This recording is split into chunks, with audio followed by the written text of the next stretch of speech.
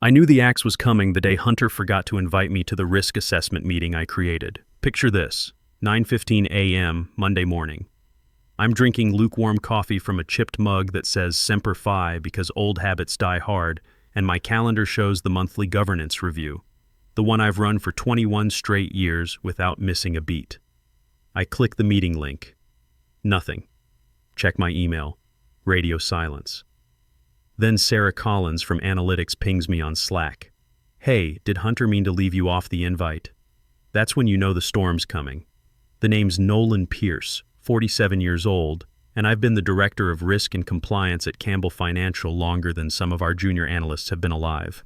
Before that, I spent 8 years in the Navy managing financial risk for fleet operations. Enlisted at 18, worked my way up to lieutenant commander before transitioning to civilian life at 26. You don't survive that long in either world without learning to read the weather. Let me paint you the picture. Campbell Financial started as a family fintech when I joined fresh out of military service. Owen Campbell, the CEO, built this place from a 50-person startup into a powerhouse with 1,200 employees and $180 million in employee retirement funds under management. Not the flashiest company, but solid. The kind of place where people stayed 20 years and retired with dignity. I helped build that stability, brick by regulatory brick. My job wasn't glamorous. While the product teams launched new apps and the marketing folks threw around buzzwords like disruption, I tracked compliance metrics. I flagged exceptions before they became violations. I built authorization protocols that kept us from becoming another cautionary tale on CNBC. It wasn't sexy work, but it mattered. Every quarter, we walked right up to the edge of federal regulations without falling off, and that was because someone was holding the rope. The military taught me that mission success depends on preparation and discipline. In the Navy, I managed financial operations for destroyer squadrons, ensuring million-dollar budgets stayed clean while sailors depended on those funds for everything from equipment maintenance to family support. Mess up those numbers, and people got hurt. Same principle applied at Campbell Financial. 1,200 families depending on retirement security, pension funds that couldn't afford another 2008-style meltdown. Owen understood what we were protecting.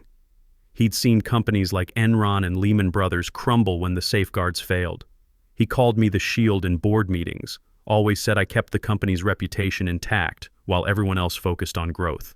After 15 years working together, we had an understanding. He trusted my judgment because I'd never steered him wrong. More importantly, he understood that 6 of our senior staff were Navy veterans like me, guys who'd transitioned from military service to corporate life and brought that same sense of duty to protecting something bigger than themselves. The personal stakes were real too. My own retirement account sat at $340,000 after 21 years of steady contributions. Not huge money, but enough for a decent future if the company stayed stable. Linda, my wife, had been battling rheumatoid arthritis for 3 years. Her medication ran $2,400 a month even with insurance, and we were counting on my company health benefits lasting until Medicare kicked in. Our daughter Emma was a junior at State, tuition running $28,000 a year. Everything depended on Campbell Financial remaining the kind of place where long-term employees could plan for the future. Then came the heart attack. Triple bypass surgery, stress-induced, right in the middle of Q3 earnings prep. One day Owen's discussing SEC compliance updates with me over coffee, the next he's in a hospital bed with tubes running through his chest. The all-staff email went out that afternoon. Hunter Campbell will assume acting COO duties during Owen's medical leave. Hunter, the heir apparent, 29 years old, fresh from Stanford MBA program, running on daddy's money and Silicon Valley buzzwords. His first week, he canceled our tri-weekly governance meetings. Just deleted them from everyone's calendar with a note. Streamlining for velocity. Like compliance was a speed bump instead of a foundation. I'd seen this movie before during the dot-com crash in 2001, watched brilliant companies implode because someone thought rules were optional. But Hunter had that dangerous combination of privilege and impatience. In our first one-on-one, he looked at my military service record and said, "That's cool, but we're not running a battleship here. We need people who move fast, not people who salute procedures." The condescension in that word salute hit like a slap. This kid had never served a day in his life, never understood that military discipline wasn't about blind obedience, it was about protecting the mission and the people who depended on it. Fast. That word started popping up everywhere. Fast decisions, fast implementations, fast growth. What Hunter didn't understand was that 21 years of slow and steady had built something worth protecting. The changes started small but cut deep. Hunter removed me from vendor approval chains I'd helped design. He stopped inviting me to legal reviews. When I brought it up, he smiled that MBA smile and said, "Nolan, Dad gave you a big title back when things were different, but we're building the future now, not managing the past." Managing the past. Like preventing financial catastrophe was some outdated concept, like the lessons learned from every corporate scandal since Watergate didn't matter to someone born into privilege. The real wake-up call came during Hunter's Compliance 2.0 presentation. Standing in front of the executive team with a PowerPoint full of race car images and fire emojis, he announced a list of legacy roles under review for optimization. My position was second on the list. No names, just job titles, like we were office supplies being downsized. "We're moving beyond the old guard mentality," Hunter declared, clicking to a slide that showed a graph labeled bureaucracy versus innovation. My department was literally colored red under legacy overhead. Modern fintech requires agility, not anchors. I stayed calm. 21 years in this business, 8 in the Navy before that, you learn to keep your head when others are losing theirs. But I also started documenting everything. Military training taught me to prepare for multiple scenarios, and this felt like hostile territory. Working late became my routine, not from necessity, but from strategy. Quiet hours when nobody was monitoring the systems. I began creating encrypted backups of critical documents, flagging policy changes that bypassed proper authorization, tracking access logs that showed concerning patterns. Old habits from managing classified naval operations. Always maintain multiple copies, always verify the chain of custody. That's when I discovered what Hunter was really doing with the pension funds. It started with an anomaly in the quarterly audit prep, a $12 million discrepancy that didn't match our standard investment allocation. Digging deeper into the system logs, I found authorization codes that traced back to Hunter's executive access. He'd moved employee retirement funds into what the documentation called high-yield cryptocurrency speculation. Speculation, with other people's retirement money. I sat there at 11:30 p.m. staring at transaction records that showed Hunter had personally approved moving 6.7% of our total employee retirement fund into digital assets. No board approval, no risk assessment, no notification to the participants whose futures he was gambling with. Just executive privilege and a Stanford MBA's confidence that he could beat the market. The Navy taught me that when you're responsible for other people's welfare, you don't take unnecessary risks. Every financial decision I made managing fleet operations had to pass the sailor's family test. Would I bet a petty officer's housing allowance on this? Hunter was betting the retirement security of 1,200 families on cryptocurrency trends. I thought about Jerry Kowalski, a maintenance supervisor who'd been with the company for 18 years. Navy veteran like me, served on destroyers in the Gulf. Jerry was 63, planning to retire in 2 years when his pension vested fully. His wife had diabetes, needed consistent health coverage. If the pension fund took a major hit, Jerry might have to work until 70.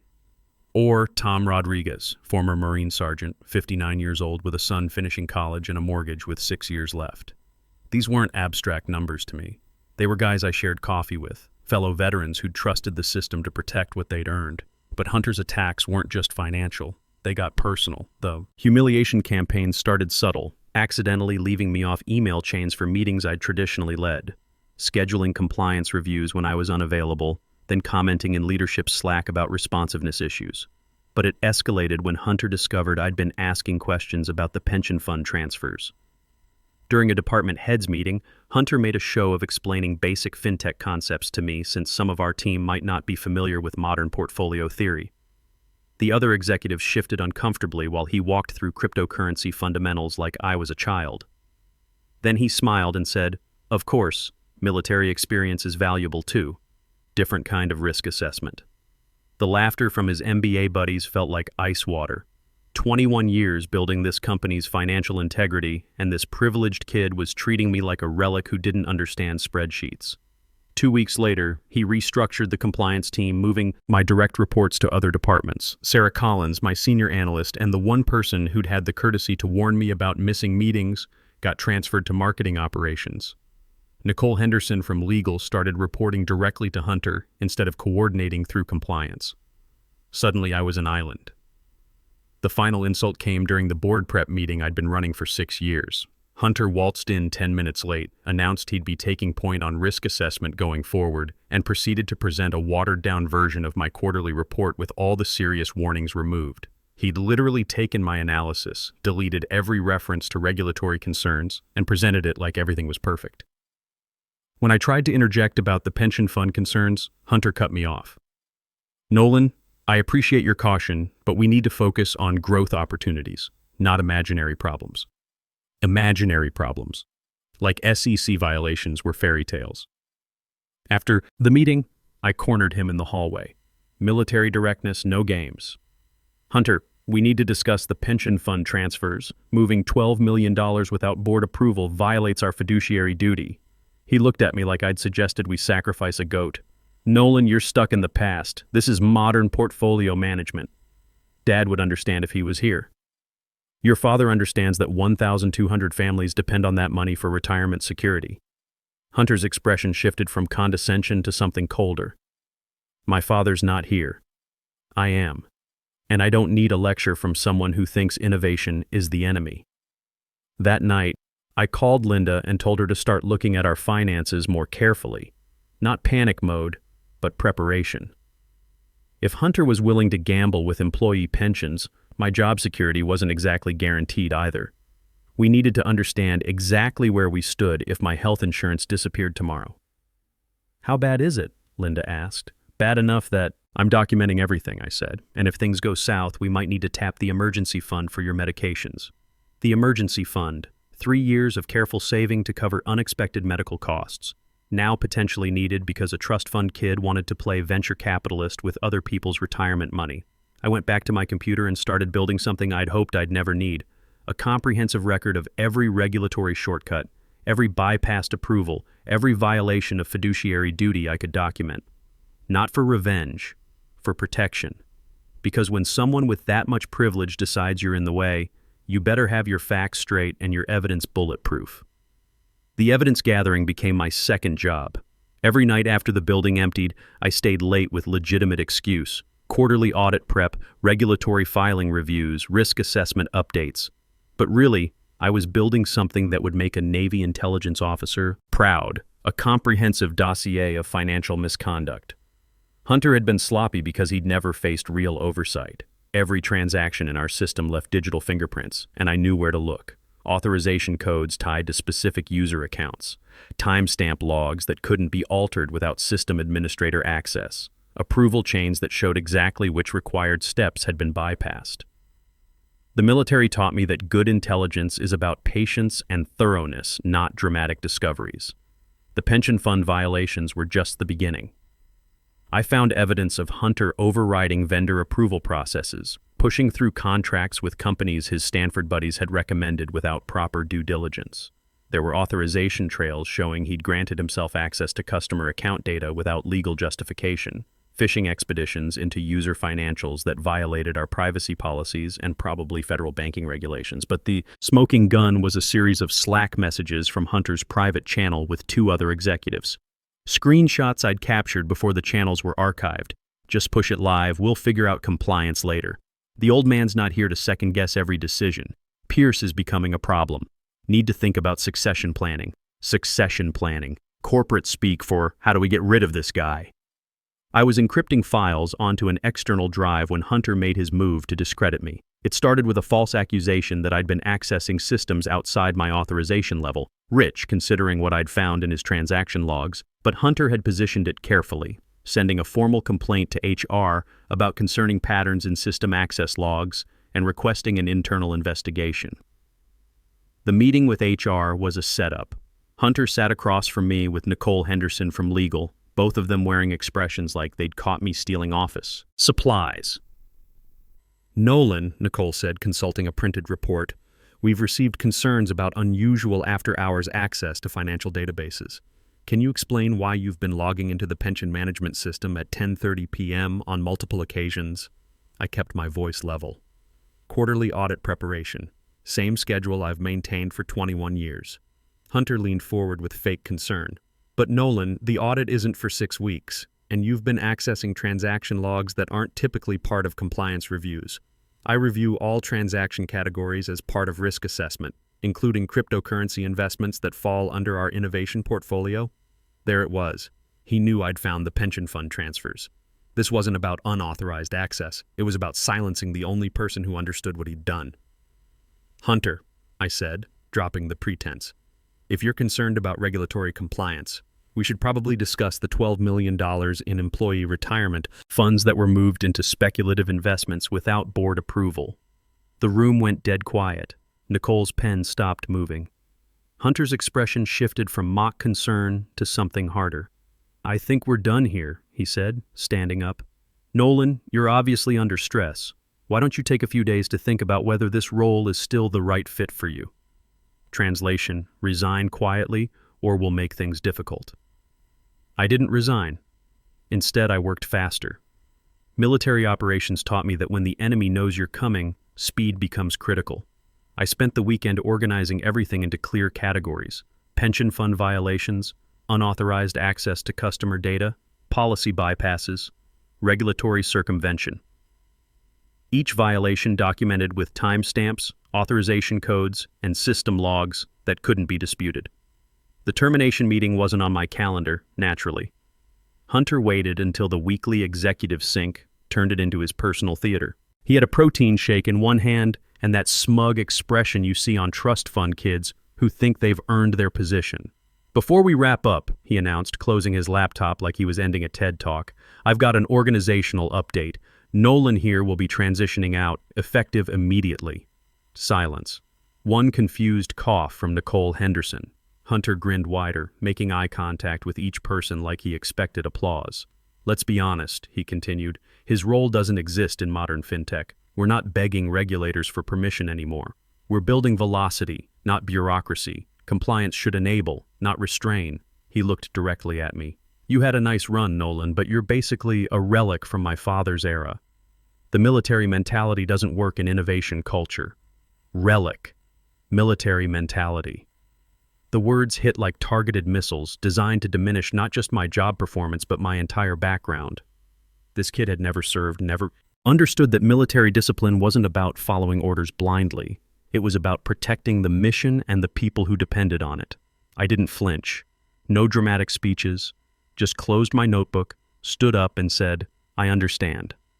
Walked out to the sound of awkward chair squeaks on cheap carpet. Nobody followed, and I didn't expect them to. That's the thing about being the safety net. People only notice when they're already falling. Back at my desk, I didn't pack personal items. Left everything exactly as it was.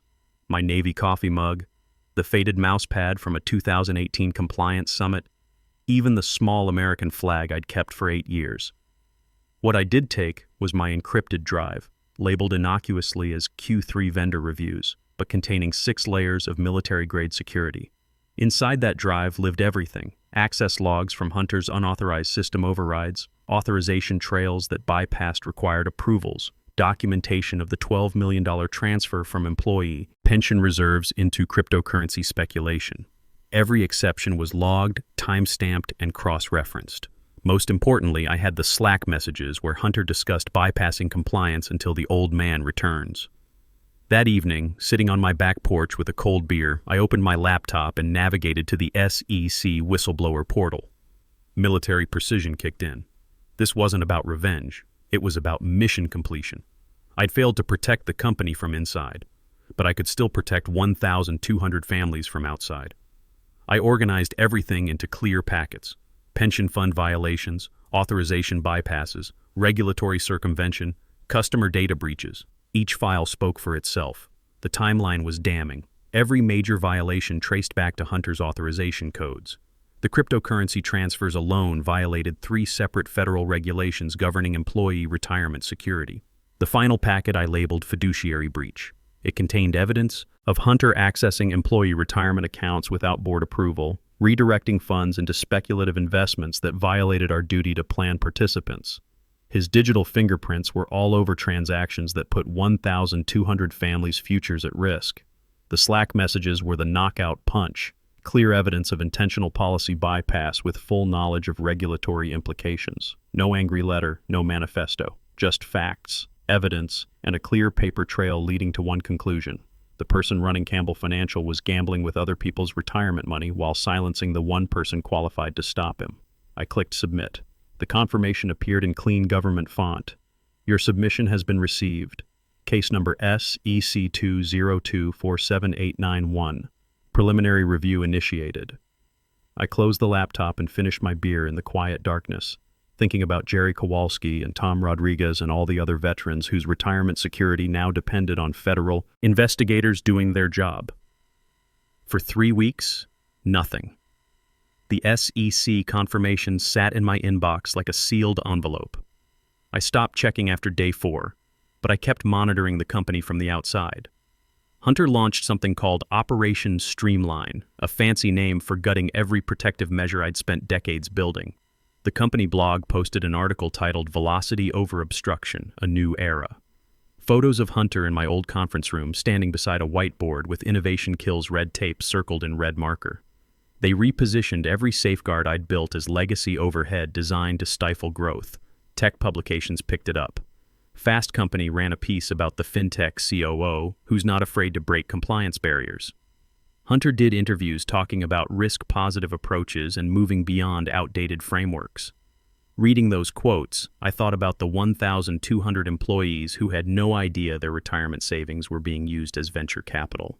Then came the acquisition rumors. European investment firms sniffing around, supposedly attracted by Campbell's fresh compliance direction and agile governance structure.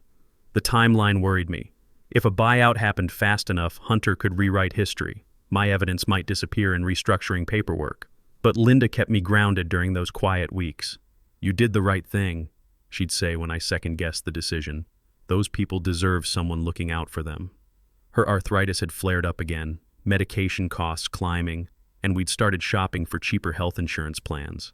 The irony wasn't lost on me. I was fighting to protect other people's retirement security while my own family's future hung in the balance.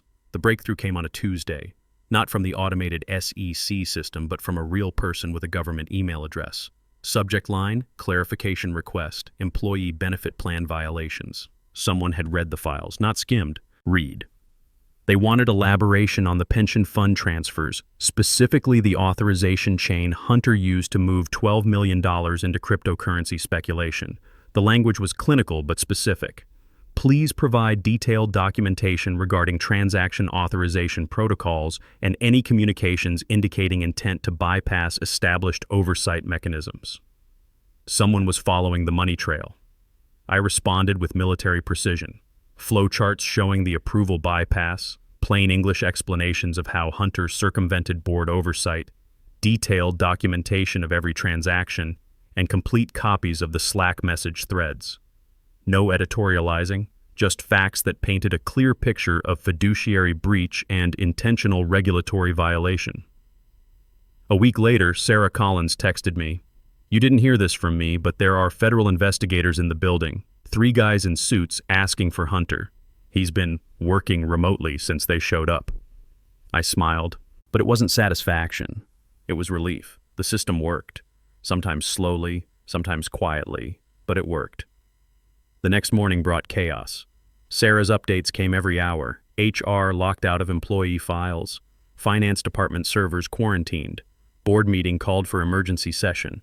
Someone mentioned your name in the conference room, not negatively.